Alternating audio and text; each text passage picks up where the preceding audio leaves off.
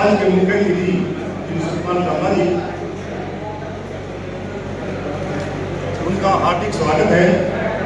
इनके साथ आए हुए मंच पर बैठे श्री सुभाष अजवाना जी, प्रमोद गुरबादरा जी, टिंकू कालरा जी, सभी सरपंच साथी और किसान भाइयों, जो वेस्टेज होता है उसके बारे में लोगों को, विशेषकर किसानों को इसके बारे में जागरूक करना होगा। इसके लिए हमने पूरे कुरुक्षेत्र पार्लियामेंट्री कंस्टिट्यूएंसी में 22 कैंप हमने जो है आयोजित करने हैं।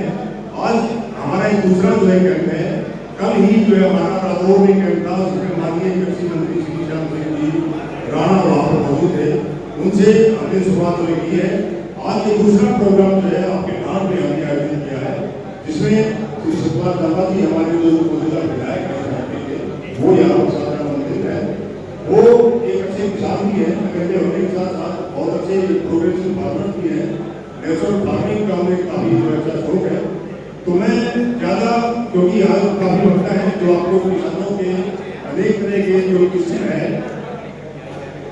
खेती की, उसके बारे में आपको बताएंगे। तो मैं ज्यादा न बोलते हुए अपना स्थान ले लेता हूँ और आए हुए हमारे जो यहाँ के चीफ गेस्ट है सतपाल लांबा जी, और देश की सबसे बड़ी पंचायत के सदस्य मेंबर ऑफ पार्लियामेंट श्री नवीन जिंदल जी का विजन आप देख सकते हैं। नवीन कृषि संकल्प, पूरे देश में एकमात्र ऐसे सांसद हैं जिन्होंने शिक्षा की बात हो, चिकित्सा की बात हो, खेल के मैदान की बात हो, किसान, व्यापारी, कमजोर वर्ग, सबके लिए जो माननीय सांसद श्री नवीन जिंदल जी का विजन है। जब चुनाव से पहले जो वायदे लेकर आए थे, तो विकसित भारत का सपना देश के यशस्वी प्रधानमंत्री आदरणीय श्री नरेंद्र मोदी जी ने देखा है। उसी सपने को साकार करने के लिए माननीय सांसद श्री नवीन जिंदल जी आप सबके लिए, इस हरियाणा प्रदेश के लिए, कुरुक्षेत्र संसदीय क्षेत्र के युवाओं, बुजुर्ग, माताओं, बहनों, किसानों के लिए कितनी मेहनत कर रहे हैं। ये विजन, उनका विजन है कि हमारे किसान भाई, क्योंकि किसान इस देश का अन्नदाता है, किसान इस देश की रीढ़ की हड्डी है। क्योंकि जब तक किसानी फायदे में नहीं होगी तो मुझे नहीं लगता कि इस देश में जो विकसित भारत के जो सपने हैं तो किसानों को साथ लेकर चलना पड़ेगा। मैं आपका ज्यादा समय नहीं लूंगा, मैं इतना ही कहूंगा, जो इतने किसान भाई बड़ी संख्या में यहाँ पर पहुंचे हैं धान की पावन पवित्र भूमि पे, और माननीय सांसद श्री नवीन जिंदल जी के नेतृत्व में संसदीय क्षेत्र की सभी 9 विधानसभाओं में सब में ये कार्यक्रम चलेगा। हमारे किसान भाइयों को आमंत्रित किया जाएगा, सबके सुझाव लिए जाएंगे। की कमेटी हो, हमारे जिले के किसी अधिकारी हो, सबसे मिलकर, और आज हमारे विशेष रूप से हमारे बीच में आज मुख्य अतिथि के रूप में मंत्री से लोकप्रिय विधायक श्री सतपाल लांबा जी और उनके मध्य विराजमान भारतीय जनता पार्टी के वरिष्ठ नेता और कुंडरी मार्केट कमेटी के चेयरमैन सुभाष अजवाना जी, कुंडरी के चेयरमैन प्रतिनिधि भाई और हमारे गांव के सरपंच और सामाजिक मंच, मैं सबका एक बार हमारे जो इस देश के किसान रीढ़ की हड्डी है, मैं सभी किसान भाइयों का यहाँ पहुंचने पर सिर झुकाकर आपका अभिनंदन करता हूँ, आपका स्वागत करता हूँ। मैं मंच संचालन से आगे बढ़ाते कहता हूँ कि समय की सीमा को देखते हुए इस कार्यक्रम को आगे बढ़ाएं, ताकि हमारे किसान भाइयों ने जो अपना जीवन का कीमती समय, जो सारा दिन वो काम करते रहते हैं खेतों में, वो अपना कीमती समय निकाल कर आए, वो जानकारी इनको मिल सके। मैं आदरणीय राजकुमार जी से निवेदन करूंगा वो आगे की कार्रवाई करेंगे। आपने मेरी बात को सुना, धन्यवाद। धन्यवाद रविंद्र जी।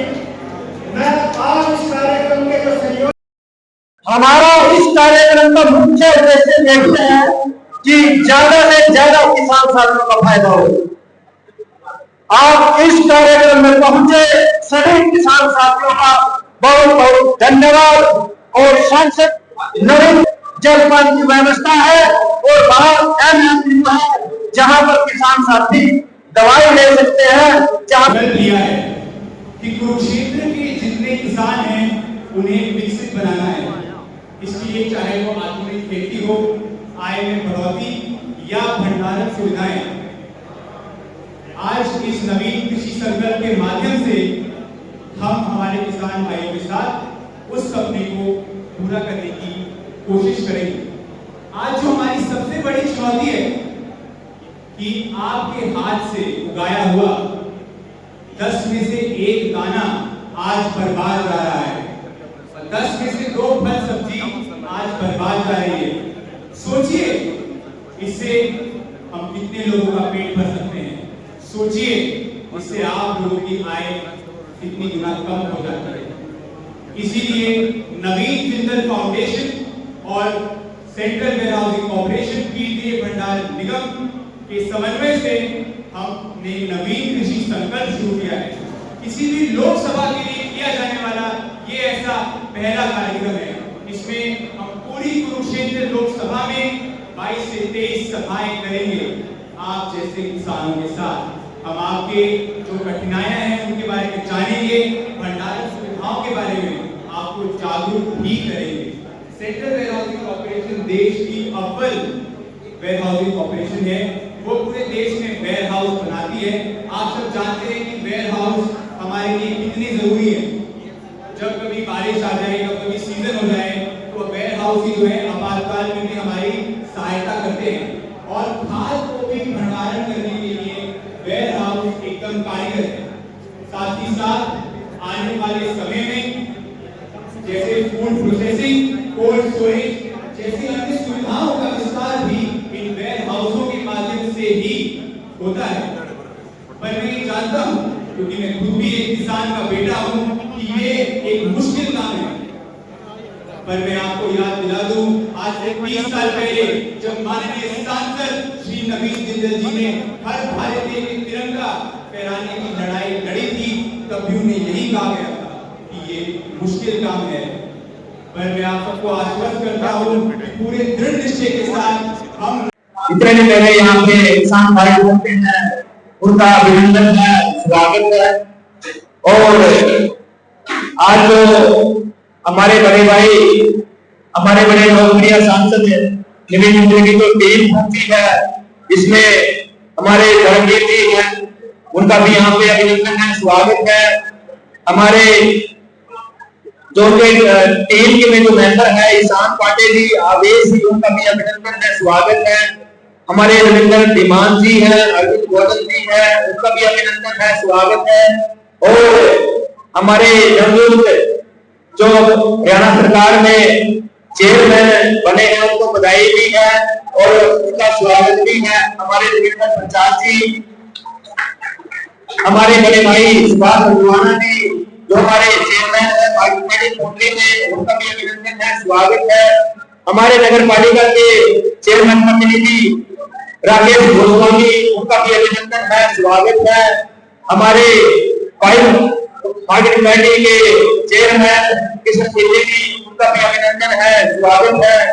हमारे बड़े ही मेहनती डांड गांव के सरपंच जसवीर सिंह जी, उनका भी अभिनंदन है, स्वागत है। आऊ गांव के सरपंच हीरा सिंह जी, उनका भी अभिनंदन है, स्वागत है।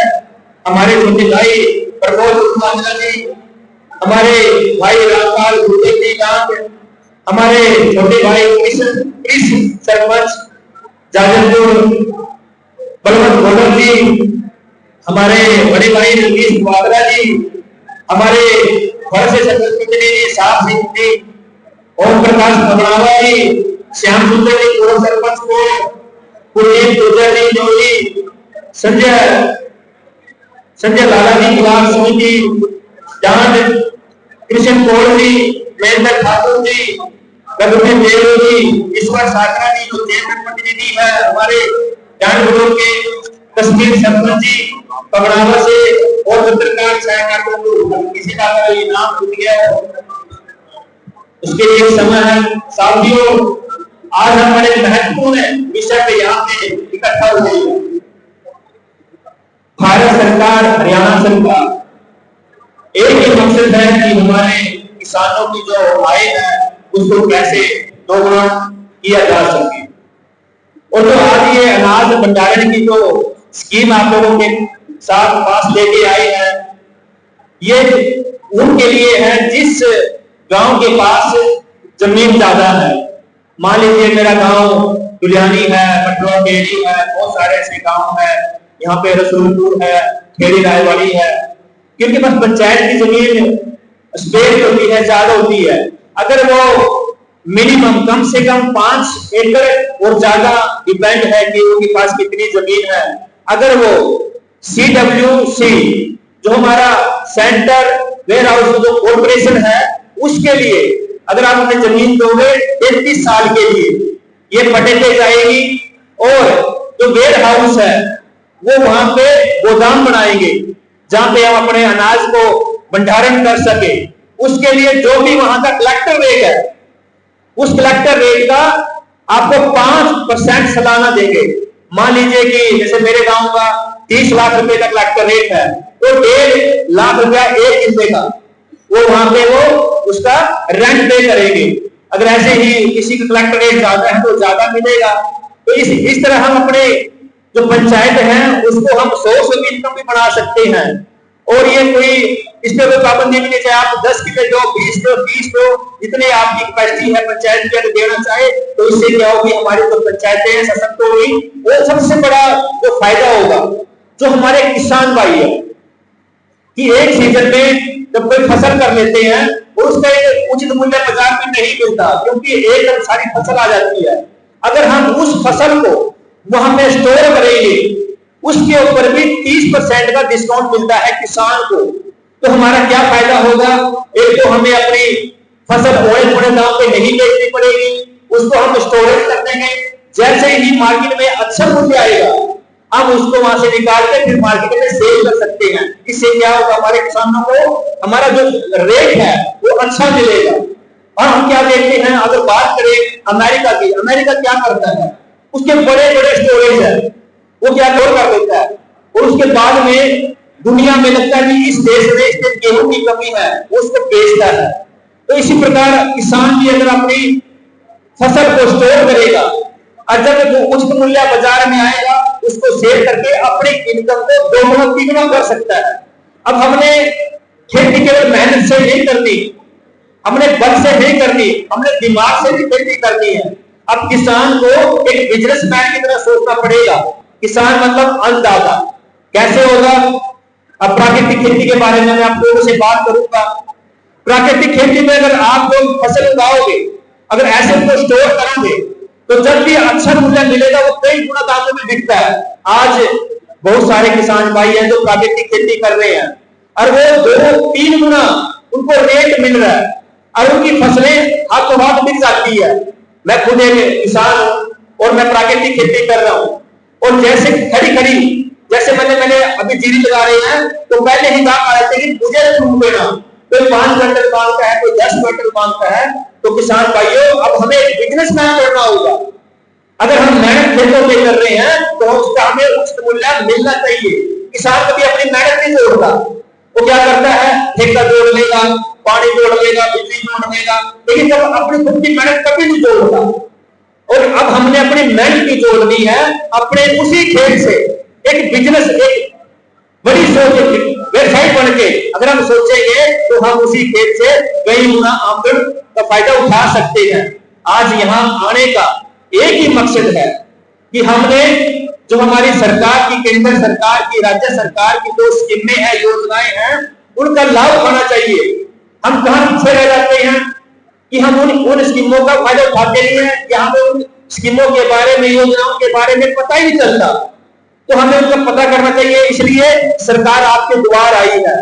आज सांसद जी की टीम पूरी आपके पास पहुंची है और मैं धन्यवाद करूंगा अपने सांसद जी का, जिनकी सोच है कि मेरे किसानों की इनकम कई गुना बढ़े। और ये पहला ऐसा पूरे भारत में एक पहला ऐसा कार्यक्रम है, ऐसा पहला उन्होंने प्रोग्राम किया है जिससे हमारे किसान अपनी फसल को भंडारण कर सके, अपनी पंचायतें अपनी जमीन को अच्छे रेटों पे दे सके ताकि सोर्स ऑफ इनकम भी बन सके। अगर मेरी कोई किसी शहर में मेरी कोई जमीन है तो मैं चाहूंगा कि मैं उस पर दुकान बनाऊं और उनको किराए पे दूं ताकि मेरा सोर्स ऑफ इनकम आए। तो सेम सिस्टम यही है। अगर किसी पंचायत के पास जमीन अच्छी है, वो 33 साल के लिए, क्योंकि टर्म कंडीशन है, रूल रेगुलेशन है हरियाणा सरकार के, उसके माध्यम से हम उसको दे सकते हैं। तो जो सरपंच भाई हैं बैठे यहाँ पे आए हुए हैं, मैं उनसे कहना चाहूंगा कि इस स्कीम का जरूर फायदा उठाए, इसका जरूर आप लाभ लें, ये आप लोगों के लिए है। और साथियों, भारत एक कृषि प्रधान देश है। हमारे किसान केवल अन्नदाता नहीं है बल्कि देश की अर्थव्यवस्था की सबसे मजबूत नींव है। भाई आवाज निकालो, बातचीत है, हम आपके लिए आए हैं। अगर आप ऐसे बोलोगे तो जो स्कीम है वो आप नहीं समझ पाओगे। तो मैं आपसे यही आप लोगों से विनती करूंगा, थोड़ा समझ लीजिए। पानी है कि प्राकृतिक खेती की बात की जाती है, लेकिन किसान अगर प्राकृतिक खेती करता है तो उसके लिए उस प्रकार का बाजार उपलब्ध नहीं हो पाता है।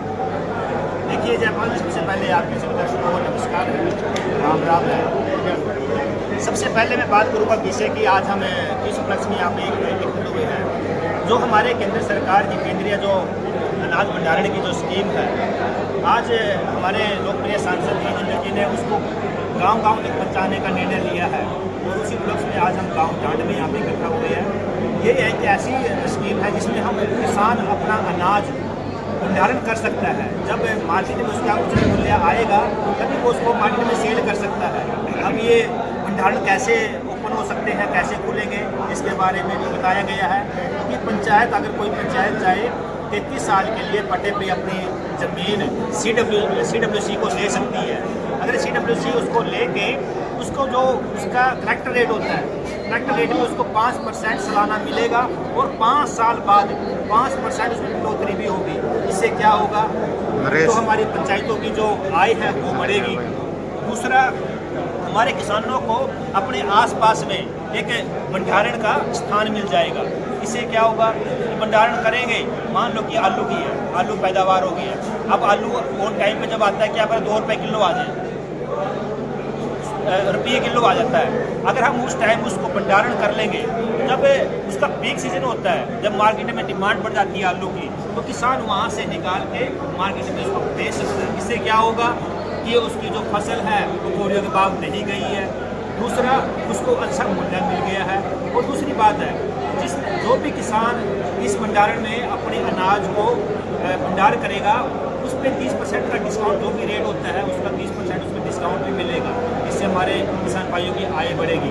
इसलिए कि जागरूकता का आज ये कैंप लगाया है ताकि हमारे ज़्यादा से ज़्यादा किसान इस स्कीम से जुड़े और अपनी आय को दुगुना करें। साथियों, अगर मैं बात करूँ USA, कनाडा, ऑस्ट्रेलिया, वहाँ किसान कैसे खेती करते हैं, वो केवल एक किसान न रह के बिजनेसमैन की तरह खेती करते हैं। वो फसल को उगाते हैं, फसल को स्टोरेज करते हैं, जब मार्केट अच्छा हो जाता है तब निकालते हैं। वही सोच हमारे भारतीय किसान को करनी होगी ताकि उनकी आय डबल हो सके। यूरोप कंट्री की अगर आप बात करते हैं तो वहाँ सरकार जो है किसानों को पूर्ण सहयोग देती है। यहाँ पर कोई प्राकृतिक आपदा आ जाती है तो उसके लिए किसान को जो है कोई सब्सिडी या बोनस भी नहीं मिल पाता, उसके लिए भी कार्यालयों के चक्कर काटते। नहीं, बिल्कुल ये आप गलत बात बोल रहे हो, ऐसा नहीं होना चाहिए। जब आपको स्कीमों के बारे में पता नहीं है या आप खुद अपडेट नहीं हो या आप जानबूझकर बोल रहे हो। आज केंद्र सरकार, हरियाणा सरकार, अगर कोई भी आपदा आती है, कोई भी बाढ़ आती है, किसी भी तरह से कोई हानि होती है या कोई जैसे गेहूं में आग लग जाती है, क्षतिपूर्ति पोर्टल बनाया हुआ है। उस पर हमारे अधिकारी, हमारे पटवारी, हमारे DC के अंतर्गत आके वहाँ के उसमें रजिस्टर करते हैं, उनको मुआवजा मिलता है। बिल्कुल कोई फसल हो, चाहे वो हमारी गेहूं की फसल हो, चाहे अगर आज जीरे इलाके में बाढ़ आ गई है तो उसका भी मुआवजा मिलता है। और इवन दैन के भावांतर, मान लीजिए कि आज किसी चीज़ का रेट 2500 रुपये है, लेकिन मार्केट में ज़्यादा होने की वजह से वो 20 मिल रहा है। जो 5 रुपये का जो डिफरेंस है वो भी सरकार भावांतर पे करती है, जो भाव का अंतर वो भी सरकार पे करती है। हमारी सरकार, केंद्र सरकार, राज्य सरकार किसानों के लिए बनी है, किसानों के लिए काम कर रही है। ऐसा नहीं है कि जैसे आपने बोला है। विधायक जी किसानों के लिए कृषि बीमा योजना भी लागू की गई थी, लेकिन जिन किसानों के किसी की फसल खराब हो जाती है, अगर वो 80% या 90% नहीं होती है तो उस किसान को तो मिल ही नहीं पाता है। नहीं, बिल्कुल नहीं। आप उसको रजिस्टर कराइए, गोदावरी होती है, पटवारी आता है और देखता है, अगर उसका डैमेज हुआ है तो डेफिनेटली उसको मिलता है। और इसके अलावा बहुत सारी ऐसी स्कीमें किसानों के लिए जो केंद्र सरकार ने चलाई है। किसान निधि योजना है, आप देख लीजिए कितने हजारों करोड़ रुपये आज किसानों के खाते में जा रहे हैं। किसान के खाते में सालाना 6000 रुपये भी जा रहे हैं। और इसके अलावा अगर आप जो जीरी का सीज़न है, आप इसको बिना पानी वाली लगाते हैं, PDS लगाते हैं, तो उसका भी आपको पैसा मिलता है। उसका भी आपको, अगर प्राकृतिक खेती करते हैं, आपको 10,000 रुपया एकड़ वो भी मिलता है। आपको 30,000 रुपये की गाय के लिए सब्सिडी वो मिलती है। आप इवन दैन के ड्रम है, उसके पैसे 4,000 रुपये मिलते हैं। किसानों के लिए हमारी सरकार। विधायक जी, जो पहले से वेयर हाउस है ना, लोग किसान कह रहे हैं क्या है, ये जो हमारे भंडारण है जो उसमें हमने फसलें लगाते हैं, आप भी कहते हो अभी सीजन में आपने कहा था कि भाई हमारे वहाँ तो स्पेस ही नहीं है, अब हम यहाँ अपनी गेहूँ कहाँ पे लगाएं। अब वो जो गेहूँ है जो पहले रखी हुई है, पहले वो आगे जाएगी तभी तो लगेगी ना। अब वो कम पड़ रहे हैं तभी तो ज़्यादा बढ़ा रहे हैं, ज़्यादा बढ़ाएंगे तो वो हमारी जो फसलें हैं वहाँ पे स्टोर हो पाएगी, स्टोर होगी तभी तो आगे निकलेगी ना। तो विधायक जी जैसे नवीन कृषि संकल्प कार्यक्रम शुरू किया गया, इसमें ऐसा किसानों को क्या मिलने वाला है कि जो पहले नहीं मिलता था? जी, इसमें जो हमारे किसान हैं वो अपनी फसल को यहाँ पे स्टोर कराएंगे। जो स्टोरेज का जो प्राइस होता है उसमें 30% डिस्काउंट भी है। अब वो जैसे अभी सीजन आ गया, अभी उचित मूल्य नहीं मिल रहा तो किसान अपनी फसल को वहाँ स्टोर कराएगा, क्योंकि ये दूर दूर जाना पड़ता है। आप देखते हो अगर मैं आलू की बात करूँ तो हमें जाके कुरुक्षेत्र जाना पड़ता है, दूर जाना पड़ता है, उसमें हमारा ट्रांसपोर्ट लगता है। तो हमारे हर गांव में 1-2 स्टोरेज खुल जाएंगे तो उनको बिल्कुल वो ट्रांसपोर्ट बचेगा और पास बचेगा। ये हम पास में चले गए और वो जमा करवा दिया, उस पर डिस्काउंट भी है। कुरुक्षेत्र लोकसभा में ये स्कीम कब तक लागू हो जाएगी? ये अभी पहला आज प्रोग्राम है, पहला रादौर हुआ, आज यहाँ पे हुआ। ये टोटली 23 जगह ये प्रोग्राम होगा और ये हमारे जो सांसद जी हैं नवीन जिंदल जी, वो निजी कोष से कर रहे हैं, किसानों की आय को बढ़ाने के लिए दिन रात प्रयास कर रहे हैं। विधायक जी जैसा कि पास जमीन सरप्लस है, मान लिए मेरे जैसे डुलियानी के पास है 90 एकड़ ज़मीन है, वो 10 एकड़ ज़मीन वो दे सकती है, इससे उनका सोर्स ऑफ इनकम भी बढ़ जाएगा। ऐसे जिसके पास मेरा 1.5 गाँव है उसके पास भी अच्छी ज़मीन है, मेरा गाँव रसूलपुर है, मेरा गाँव ये है अपना हुसैन है, 120 एकड़ ज़मीन है, और वो जो कुछ ऐसी ज़मीन है जो बिल्कुल मारू है, वहाँ पानी भी नहीं है। अगर हम उनको ऐसे यूटिलाइज करेंगे तो हमारे सोर्स ऑफ इनकम बढ़ जाएगा पंचायतों का, इससे बेनिफिट होगा। विधायक मैं अगर आपको लिस्ट बना के दूँ, मैं खासकर लड़कियों के लिए मैं बहुत सारे मतलब उनकी अभी एडमिशन हो रहे हैं, +1 में BA में एडमिशन हो रहे हैं, सेकेंड ईयर में एडमिशन हो रहे हैं। मेरे पास जो बेटी आती है, आपको सर याद है एक बार मेरे पास ऊटर तीर्थ पे एक बेटी ने मेरे को आके कहा था कि मैं गरीब हूँ, मैं पढ़ नहीं सकती और मेरे 90+ मेरे मार्क्स आए हुए हैं, और मैंने उससे वादा किया था बेटी से कि बेटी आप दुनिया में किसी भी कोने में अगर चाहो पढ़ना अगर चाहती हो तो मैं आपको पे करूँगा। उस बेटी का मेरे को 3 दिन पहले फ़ोन आया कि जब मेरे जम्बेश्वर यूनिवर्सिटी में मेरा एडमिशन हो गया है और आप मेरी इतनी फ़ीस है पे कीजिए। मैंने बेटी की पे कर दी है, आज वो बेटी का एडमिशन हो गया है। ऐसी ही हमारी डांट से बेटी है, उसका मुझे फ़ोन आया था कि अंकल मेरे पास 92% मेरे नंबर है, लेकिन मेरे पास जो आर्थिक तौर पर मैं आगे नहीं पढ़ सकती। तो मैंने कहा था बेटा आप एडमिशन करवाइए। उसने कुरुक्षेत्र यूनिवर्सिटी में एडमिशन करवाया, तो उसकी सारी की सारी 1 साल की फ़ीस हमने पे की।